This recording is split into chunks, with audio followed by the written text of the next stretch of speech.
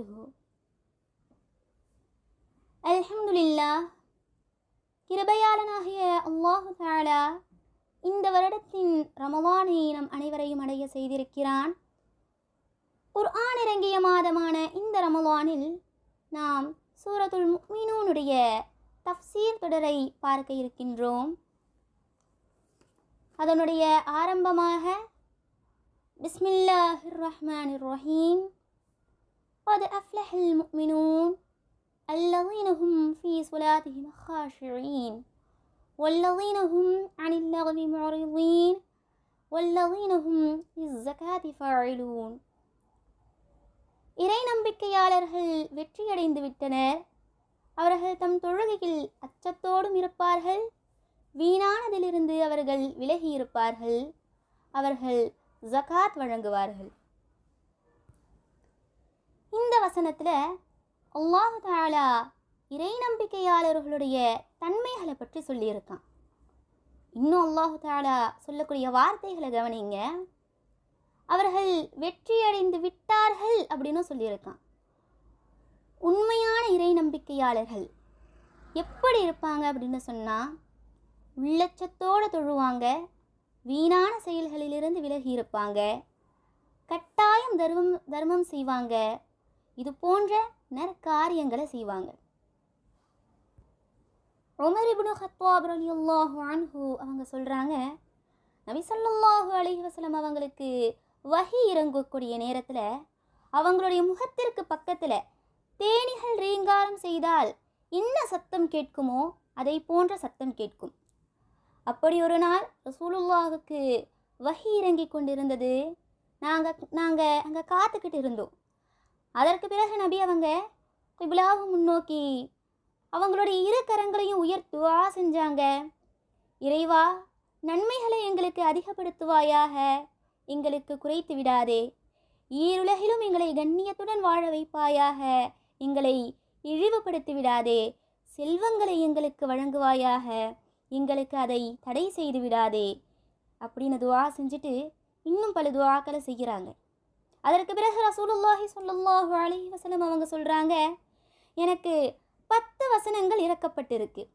யார் அதனை செயல்படுத்துவாரோ அவர் சொர்க்கம் நுழைந்து விட்டார் அப்படின்னு சொல்லி சூரத்துல் முஃமினூனுடைய முதல் 10 வசனங்களை ஓதி காண்பிச்சாங்க. நபி ஸல்லல்லாஹு அலைஹி வஸல்லம் அவங்க சொன்னாங்க, அல்லாஹ் தஆலா ஆதன் அப்படின்னு சொல்லக்கூடிய சொர்க்கத்தை தன்னுடைய கரத்தால் படைச்சான். அதில் வெண்முத்து கற்கள், சிவப்பு மாணிக்க கற்கள், பச்சை மரகத கற்கள், இதனை கொன்று அவன் அந்த சொர்க்கத்தை படைச்சான். அந்த கற்களுக்கு இடையில இருக்கக்கூடிய கலவை எதனால் ஆனது தெரியுமா? நறுமணம் கமழும் கஸ்தூரியாக அல்லாஹு தஆலா படைச்சிருக்கான்.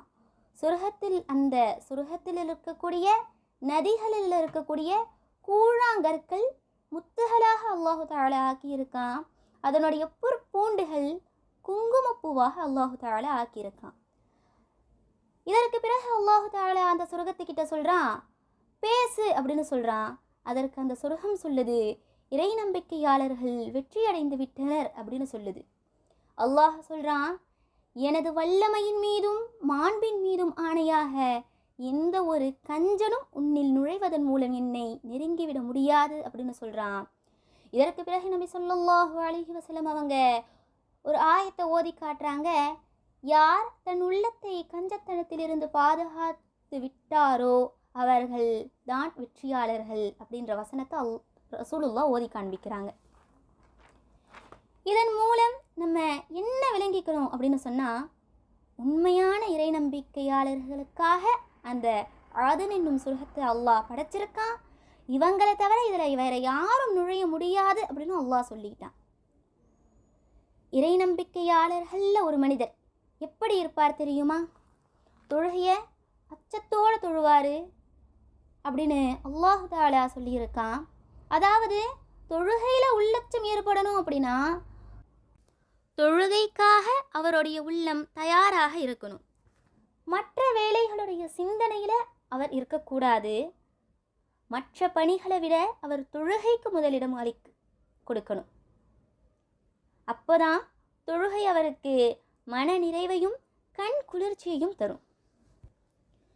நபி ஸல்லல்லாஹு அலைஹி வஸல்லம் அவங்க சொன்னதாக அனஸ் ரலியல்லாஹு அன்ஹு அவங்க அறிவிக்கிறாங்க, எனக்கு நறுமணமும் பெண்களும் இவ்வுலகில் விருப்பமானவர்களாக ஆக்கப்பட்டுள்ளனர். எனக்கு கண் குளிர்ச்சி தொழுகையில்தான் அமைந்துள்ளது அப்படின்னு ரசூலுல்லாஹ் சொல்லியிருக்காங்க. அதே போலவே நமக்கும் கண் குளிர்ச்சியாக தொழுகை திகழணும் அப்படின்னா அதை சரியான முறையில் நம்ம தொழுது வரக்கூடியவர்களாக நம்ம இருக்கணும். எனவே தொழுகையில் அசட்டையாக இருக்கக்கூடியதை நம்ம அனைவரும் தவிர்க்கணும். அப்படி இருந்தால் அந்த தொழுகை பயனற்றதாக இருக்கும். எனவே தொழுகையை பேணிக்கையோடும் அச்சத்தோடும் தொழக்கூடிய பாக்கியத்தை அல்லாஹ் தஆலா நம் அனைவருக்கும் தந்தருள் புரிவானாக. ஆமீன். அஸ்ஸலாமு அலைக்கும் வரஹ்மத்துல்லாஹி வபரகாத்துஹு.